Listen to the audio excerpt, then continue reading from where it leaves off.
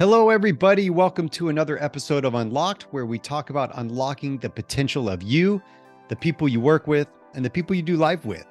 At the time of this recording, I'm offering all of you, yes, my lovely listeners, a free 15-minute communication coaching call. You come with some kind of communication problem, and I give you a solution. My calendar link is in the show notes, so check that out.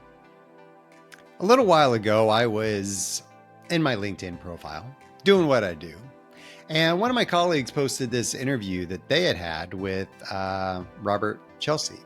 And I looked at it and I was like, what in the world? This story is powerful and impactful and kind of mesmerizing. And I said, I have to reach out to this guy. Immediately, I went into LinkedIn and I chatted with him and said, hey, I would love to have you on my show.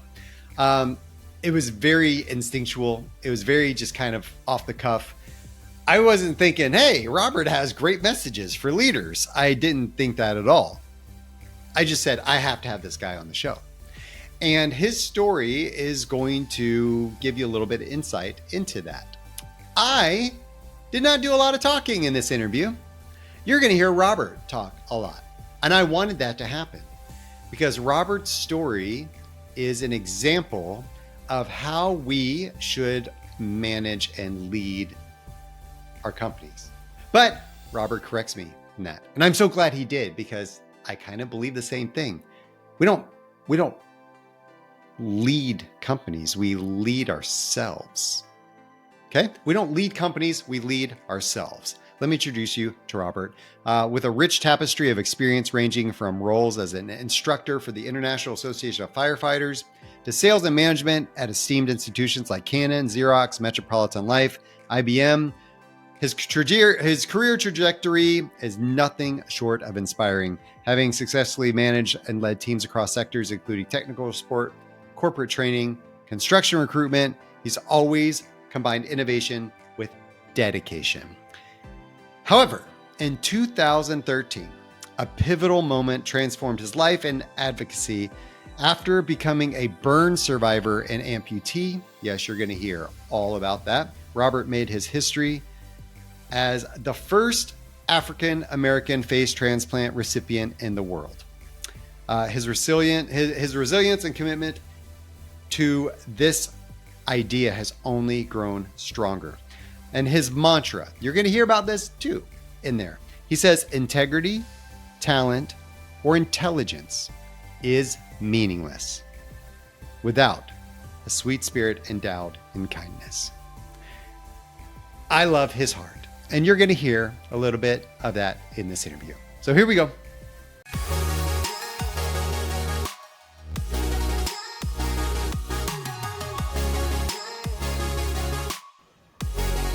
Robert, it is so good to have you on the show today. Thank you for joining me. Yeah, thank you.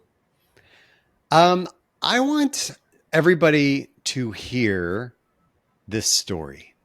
It is so powerful, impactful. In fact, I heard it and I instantly reached out to you.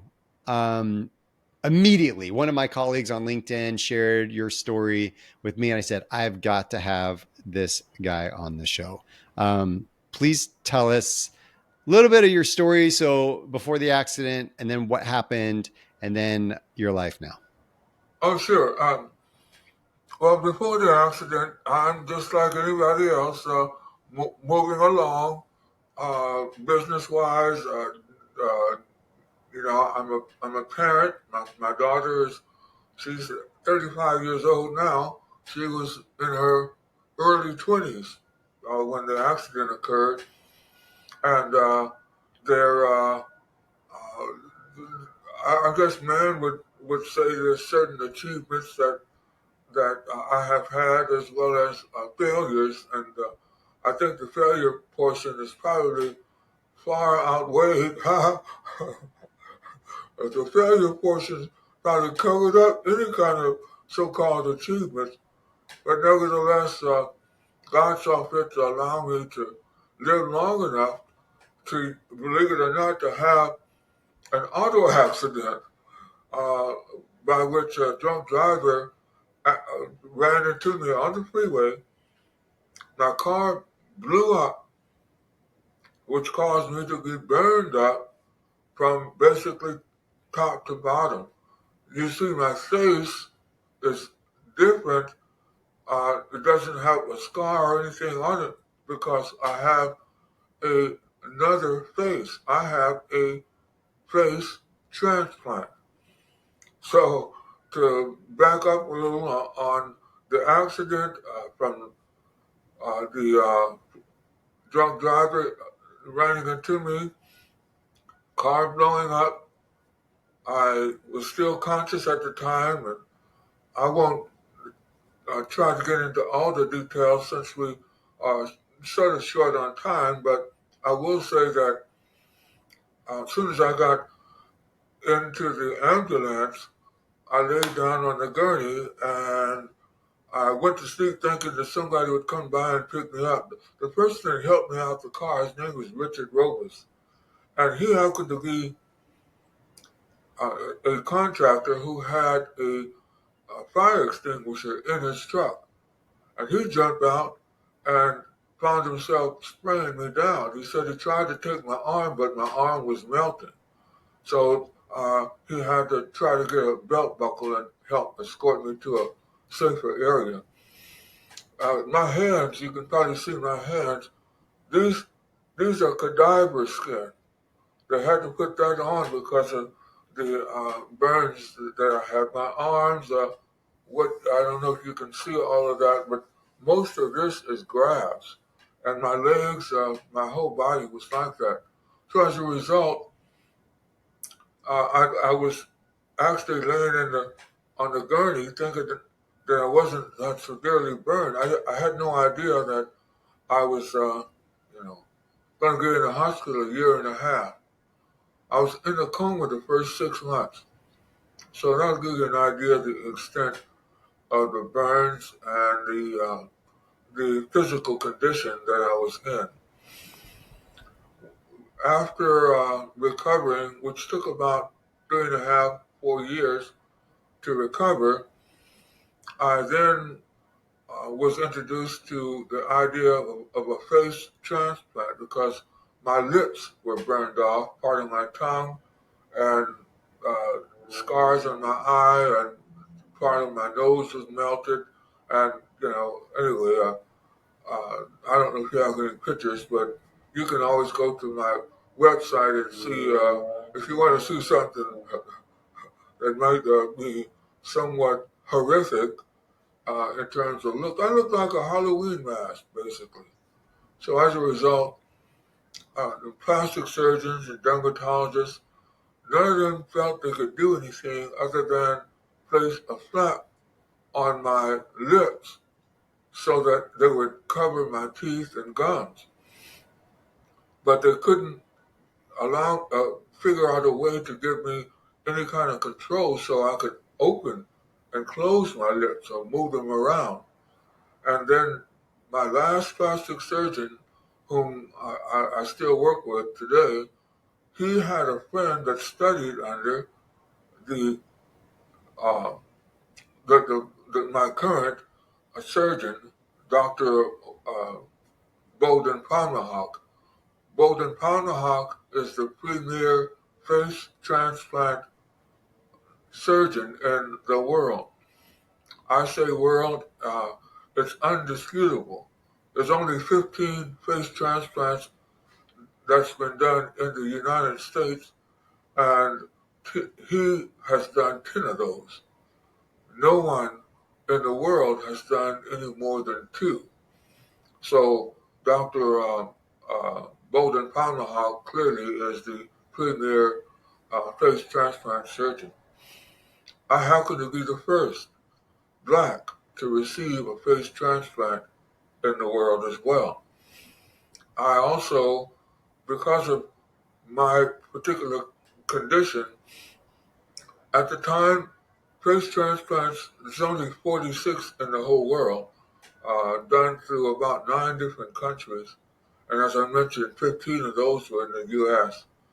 And as a result of that, every one of those face transplants, all of them were not full face transplants. Some were partial, Some were only the head, some were only the cheeks, only the eye sockets, and that quite a few of the individuals that have had face transplants were subject to attempted suicide, and they, they would that they may have blown off their whole chin or other parts. So, as a result of that, those have been primarily the candidates or individuals that had severe accidents. Uh, Certain people have had lye poured on them, electrocutions, etc. So we're talking about something that's very, very serious, critical, life-threatening, etc.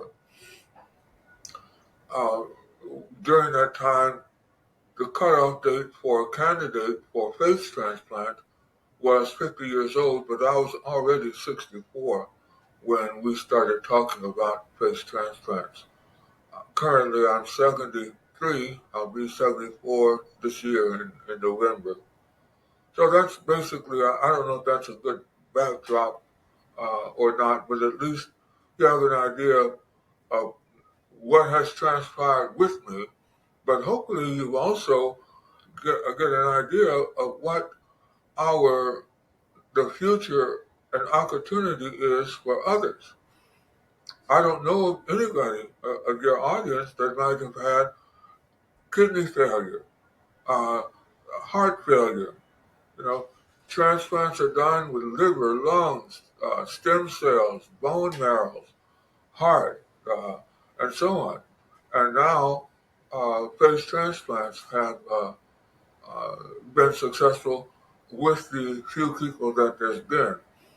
Also, hand and leg, or it's referred to limb transplants, are also being investigated. Some have already been done, and I do know some of those individuals in case you ever want to talk with them as well. So now, Scott, if you want to ask me questions or you want me to go on and just talk away, it's up to you. Man, I could listen to you talk for a while, Robert. Your stories, I mean, it's something. It is something that you know 99% of the people on this planet probably won't experience, and it's amazing what you've had to overcome. I imagine as part of this whole experience, and that's what I want to start with is what was your mindset? You were in a coma for 6 months. You come out of that coma and you have this life altering experience. You are now hospitalized. You are, I imagine, probably still in some amount of pain and emotional, mental, and physical pain. What was your mindset when you were in that hospital room, when you came out of your coma and you're starting to understand the gravity of your situation? What was your mindset at that point in time? I I am so grateful that uh, what I experience is you said 99% of the people. Well, what I experience may not even be close to 99% because I had no pain, Scott. Other than the first day, the night that it happened, I did feel pain in certain spots, but nothing as severe as it really was, as you would imagine, if you will. And coming out of the coma, God had kept me in such a way that I had no complaints. Obviously, there's an inconvenience. The flesh doesn't, I can't do this and can't do that. Uh, I'm wondering what's going on and why. Um, but the why wasn't, uh, why did you do it to me? But the why was, uh, if there's anything you want me to do, I'm glad to do it because of how I was treated throughout my experience. It would be considered an ordeal to someone else, and it is. And it's certainly challenging. But God has a way of comforting too. And you, as an individual, or myself, we do all we can to comfort our loved ones. Well, how much more? I mean, it's exponential, the degree of what God can do to comfort us. And so I, referring to that 99%, I experienced that kind of comfort where I was not in any pain. So what was my mindset? It was in a state of rejoicing, adoration, appreciation, gratefulness. I was able to realize that in spite of conditions, that there is a way that David in the book of Psalms, David wrote so many beautiful words. Uh, uh, I'll zero in on one where he says, "Though I walk through valleys and shadows of death, I fear no evil, for God was with me. His rod and staff comforted me." Well, we read these things and they just sound so beautiful. We love to go back to reading them again. But I know for sure that David just wasn't being poetic. He just wasn't writing nice, sweet words about God.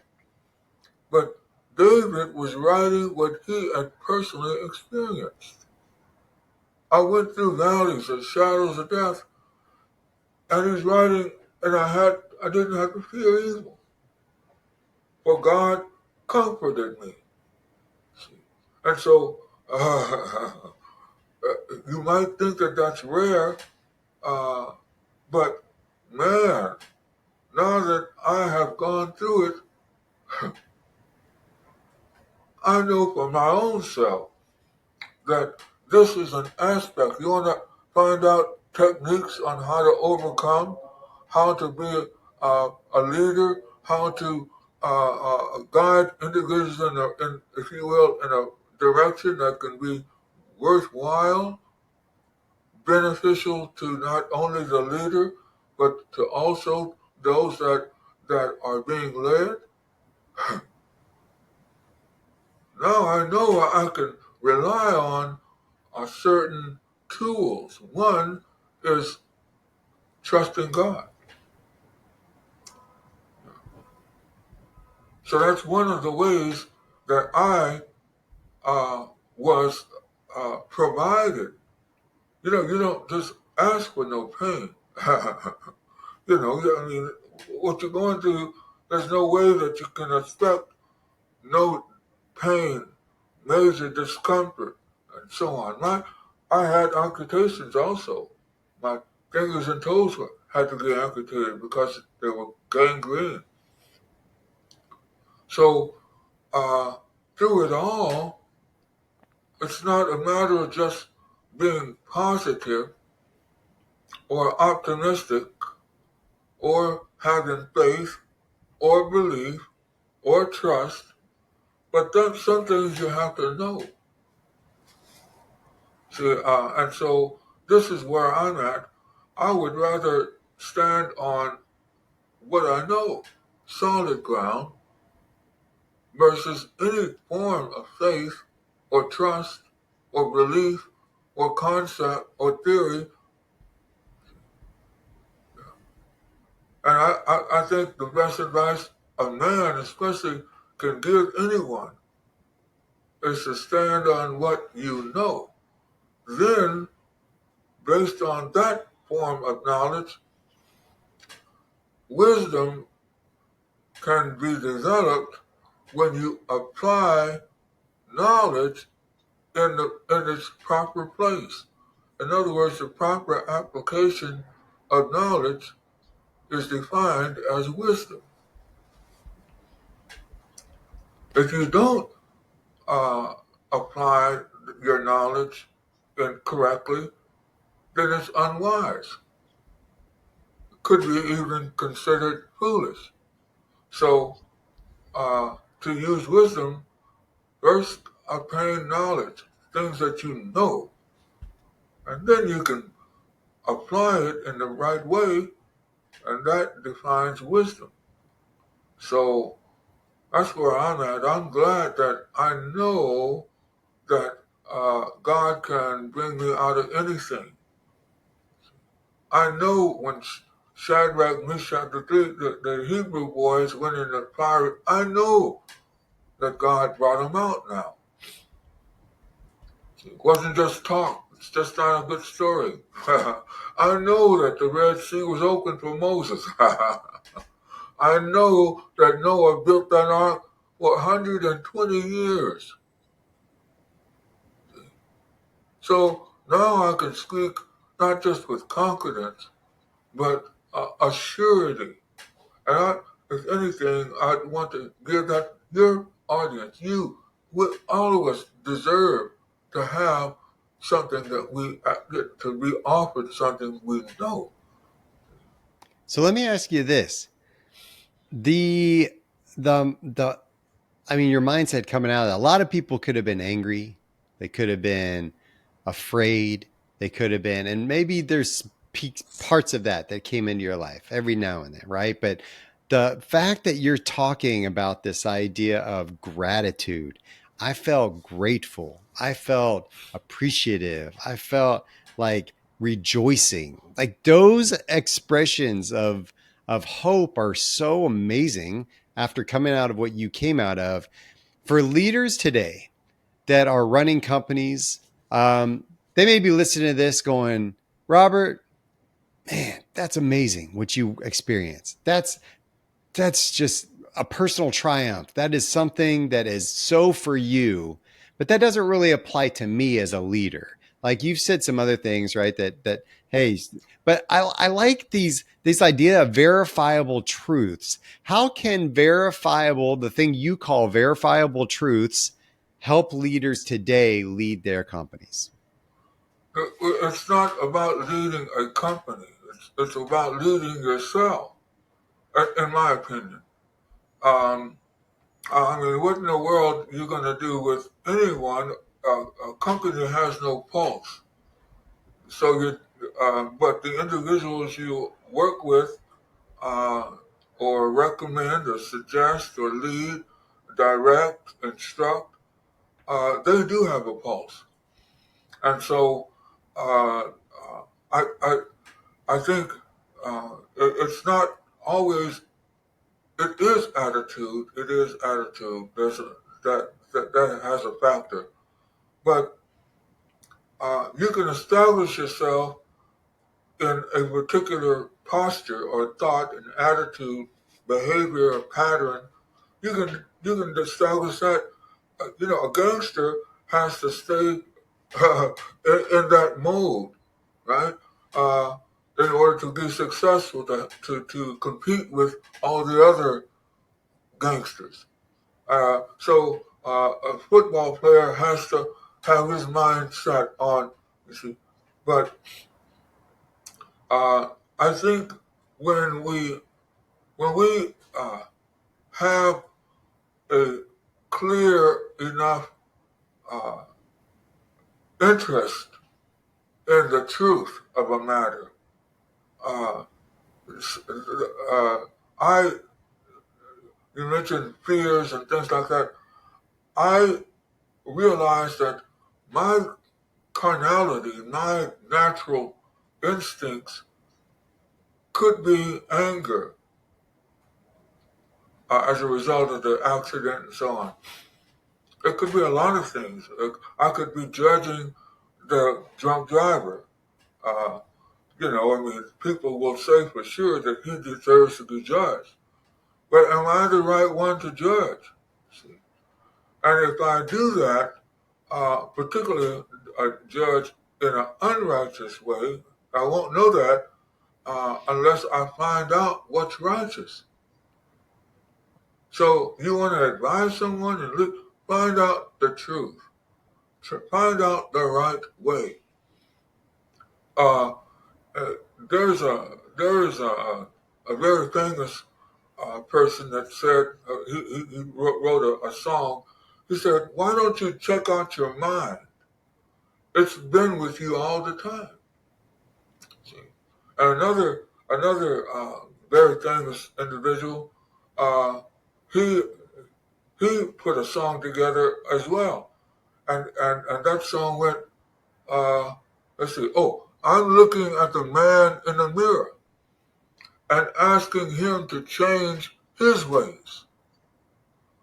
If you want to make a place, you want to make a life a better place, then take a look at yourself and change.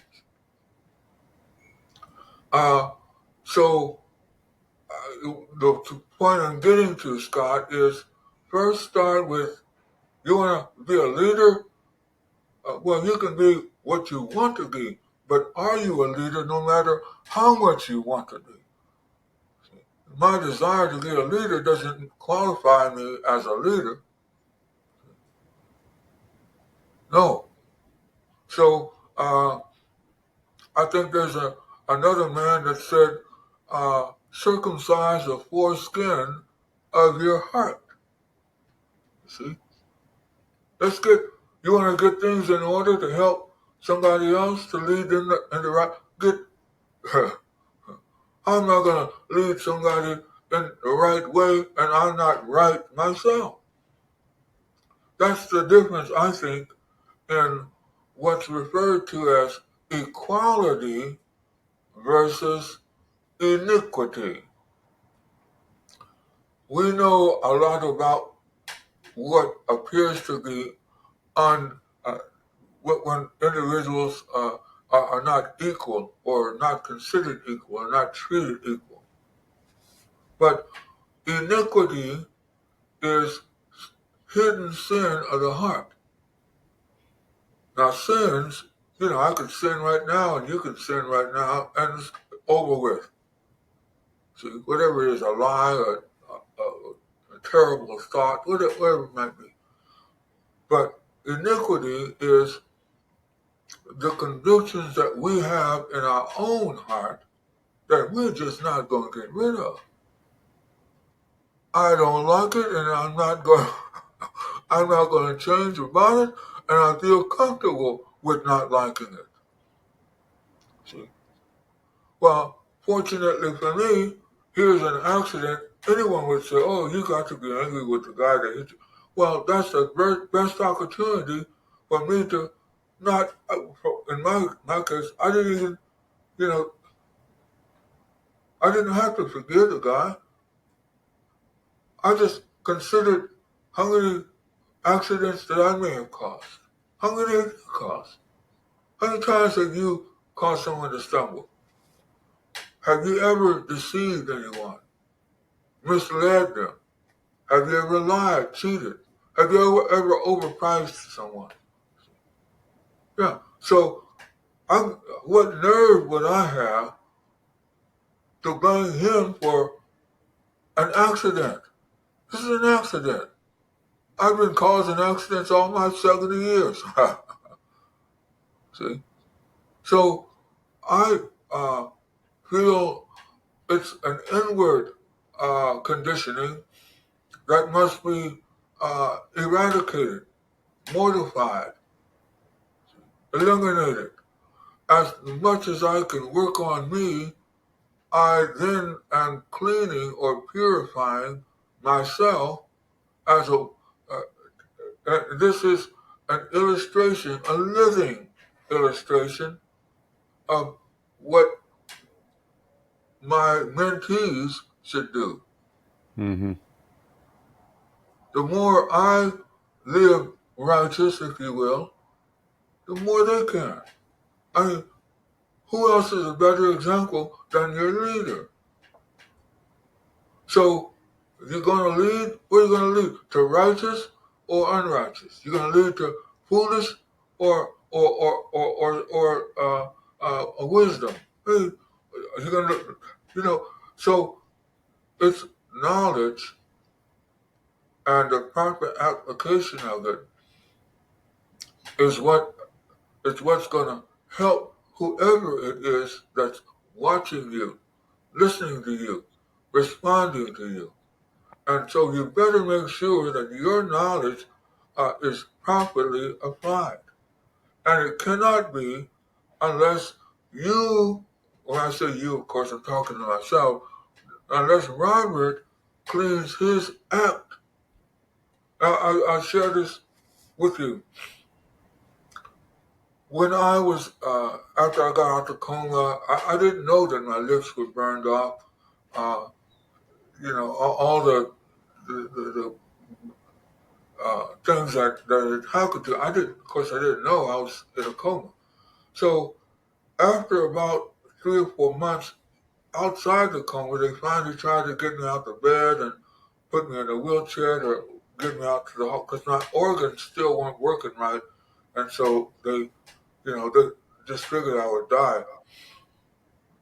So when they finally got me to a point where I could, where they put me in a wheelchair, I was able to see through an aluminum paper towel holder. I could see the reflection of my face, as they rolled me out. We went right past the sink, and that aluminum. Anyway, I saw the reflection of my face. So I realized then, this is why everybody's making feeling so bad about me because my face was all messed up, and mangled, and it looked like this. See, all over, no lips. All my teeth is just showing. So when I realized that, then I began to ask God, well, I know you're not going to put more lips on me, and part of my tongue was burned off also. So how can I share your wonderful ways, what you've done with me, and the things that you've shown me, and the love that you've had for me? How can I express it to anybody in these conditions? And so as I'm venting, I'm complaining, if you will, to God about, how I want to really let everybody know this love that I have for you, the joy that you provided for me, the comfort that you've given me. How am I going to do it? And before I could really finish all of my verbiage, I heard his word, verbal word, audible word. That's how you say it. Okay, audible. He said kindness. That's what I heard. Kindness. And Skot, immediately I realized he was saying to me, I don't need any lips. I don't need a voice. I don't need a platform. I need to be a sweet spirit. And now, others, you didn't know me, but others might say, well, Robert, you were always a gentleman. You were always, this, you're a nice guy and all that. But God, I knew he was saying, I am not anywhere close to where he expects us to be. He wants a holy people. And he can have a holy people. See? And as a result of that, we're talking about all these people now, all these different men, Abraham, he lied about his own wife, said that she was his sister. Every one of them, yet God turned them around to a degree of what he refers to as holy. So he was letting me know I could be that. then it's going to require kindness and not, a song and dance. Can So, you, Robert, can you tell me, so all this stuff you've done, all of the things that you've been talking about, um, you've poured your heart and soul into what you now call the Robert Chelsea Foundation. Can you tell me and the listeners, tell us about that foundation, and is that a reflection of this audible idea of kindness, of pouring yourself into something, of like the way you're spreading your message? well, depending on the audience, for example, when I talk with schools, I like to talk with the middle school, high schools, junior colleges, and because kids get teased. You know how kids are, and I wear loose clothing, and so that they can see, just like I'm showing you. I could lift my leg up if you could see it, and you see all this. Well, that's how my whole whole body looks. Well, many of your employees and students and peers, they may look the same way under the clothing. They can't run like you run or walk like talk. They, they may have been they may have had birth defects. You won't know that, and you think they're just kind of weird, or you know, or they might have been in an accident, see, some kind of way, barbecue in the backyard, see, any kind of grease hitting them, you know, house fire, car accident, whatever. So I try to let them feel and touch myself and anyone, any other members that are with me at the time, uh, so that they can realize that we are still normal individuals, that you can still communicate with, that you still can respect, love, care for, then, uh, so my emphasis there in the school system, if you will, is to let them know that overcoming uh, these adversities really have to do with uh, an inward to establish our own selves as not just I can do it, but with God's guidance, anything can be done, no matter how your challenges may change. So we can't anticipate this kind of severity, and yet, when or if it does happen, now you've got decisions, quick decisions, uh, life-changing decisions that are forced upon you. So it's good to know that you should not judge yourself according to other men or other individuals. Judge yourself according to a worthwhile standard, which is God's standard. Now, another worthwhile, and I'll say another because I see this as additional standard, uh, and that is a kind standard, a gracious standard, a loving standard, a forgiving standard. In other words, uh, uh, when when that I'll go back to the accident. People say, well, can you forgive the guy? But yeah, I mean, I have no reason not to. Uh, uh, my standard would, no, my natural standard would be, hang him, But God's standard says, unfortunately, if you have knowledge of Him, now I can apply His standard to forgive. See? How many times? Now this is where iniquity comes in. How many times should I forgive him? 7 times? Well, Christ said, no, you forgive him 70 times 7. So you take your standard out. We all think that we should rely on mom's standard, dad's standard, our organization standard, our culture standard. No. Or the business standard, the company standard. They're now worth 10 cents. They compete with other company standards. So which ones? That's why we have to establish our own based on a worthwhile platform. In my case, it's God. That's amazing, Chelsea. Robert, I mean, I love the message. I love it. And I hope that leaders can learn to apply this idea of a standard, the idea of who are you leading yourself. It's not about the company. It's about leading yourself. So this has been amazing. I'm going to put all this in the show notes, ways for people to get in touch with you.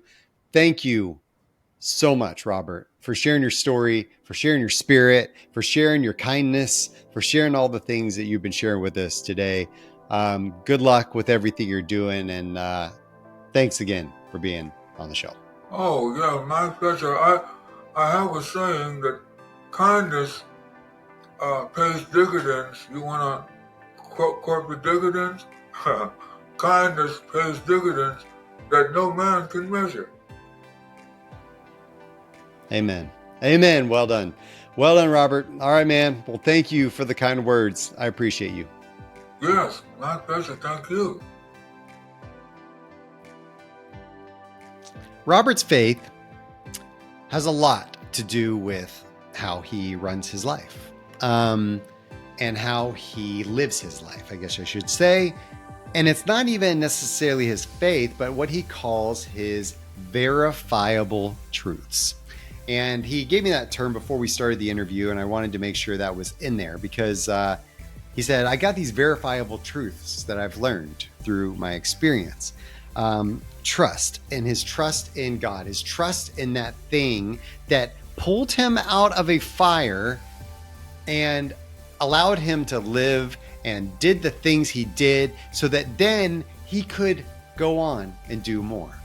He could have been angry. He could have been scared. He could have been resentful and judged and did all these things, but he chose not to. He chose instead to use these words like rejoice, appreciate, those types of words. How many of us would have done the same? Now, I'm not going to, maybe he had some of those feelings at some point in his career and in his journey. Maybe, but maybe not. Leading yourself is what this thing's about. And leading himself through this trial has made him to be the person he is now, has allowed him to be able to represent goodness in the hearts of people, to make sure that when I lead myself well, when he leads himself well, when he's an example of what could be, that helps us turn all of our options into, I guess I could do that as well. As opposed to the other thing, as a leader, what could you do as opposed to that thing that maybe could undermine your influence, that thing that could cause bitterness, toxicity, struggle within your organization? What could you do instead? What are the things, what are those verifiable truths that you could live that are going to help you set the framework and lay the groundwork for the thing that you want to be to others? Every action you take is a vote for the type of person you want to become. If you want to find out more information about me or check out the show notes where there's going to be more information and links to the things referenced in this episode, visit skotwaldron.com. And lastly, I'm asking for a little bit of love, just a little bit. So please take a moment, follow, rate the show. The algorithms like that, and it helps me get the word out. I really appreciate it. Thank you. And until next time, stay unlocked.